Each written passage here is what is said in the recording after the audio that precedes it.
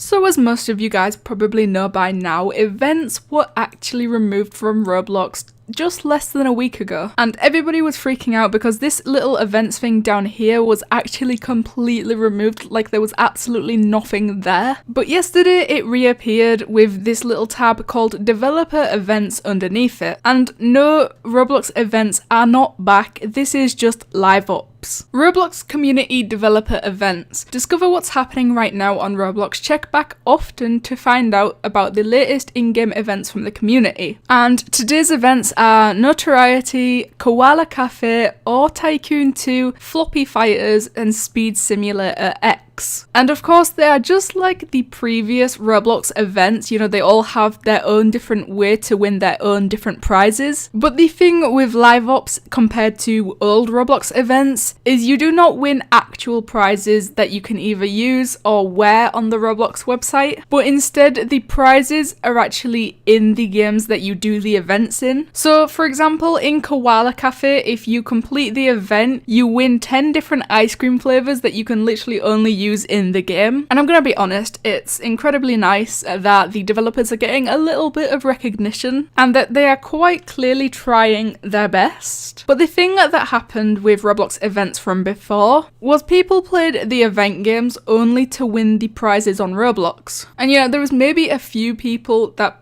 played the game just for the game, but the majority of players are never going to touch that game again after the event. So obviously that's going to be a problem with live ops, because if people never want to play the games again and they only want to play for the prizes, it becomes a little bit of a problem when the prizes are only to be used in that certain game. And Creekcraft actually made a really good point on Twitter. He said, I think the issue with live ops so far is we don't get anything for playing the games. Like, all I get for completing these games events is some prize that's only for these specific games that I'm never going to play again. So there is no point in doing them. Am I missing something? And that's literally just the exact point that I just made. People are never going to want to play these games again, so why would they waste their time doing an event to win a prize in a game that they don't have any interest in? He also had a suggestion for Roblox, which is to allow developers to add a catalogue item that players can actually get from the live op events. And of course that would add a bunch of value to the live ops. It would make it not so pointless. But regardless of live ops being somewhat pointless at this point in time, I think we should at least try one or two of the games to see exactly what is going on. And the first one I think I'm going to try is Floppy Fighters, because it kind of looks like you don't have to do too much to win the prize. Spider web mode. Fire webs out of your hands and stick to other players. Use your web to throw players off the map and win the round. Be careful to not get stuck on your friends. So let's go become Spider-Man. I always said that live ops would have been a great thing to give some less known devs a little bit of recognition, but the thing is, so many people are really not interested in this live ops thing that the games literally have the same amount of players as they did before. So in Floppy Fighters, my guess would be that you have to wait for the spider web round or the spider web mode, which is not actually an option at this moment, but we're gonna wait for it. I stood on the window, it broke and I died. Okay, I guess we're gonna wait, 80 seconds for the next round voting thing to commence. And I still don't happen to have this Spider-Man map, Spider-Man games, Spider? You know, I think that's also another thing that's actually going to put people off of wanting to participate in the live ops events. Because obviously we have, first of all, why would you even want to participate in the first place when you don't win anything at all other than something that's in a game that you're never going to play again? But then when you actually get into the games, there is a lot of waiting around and it just kind of drags out and you just don't really want to keep playing, especially when there's gonna be ultimately no point to it. You see, the map still isn't there. Oh my god, I am attached to this guy's arm. I don't know what's going on.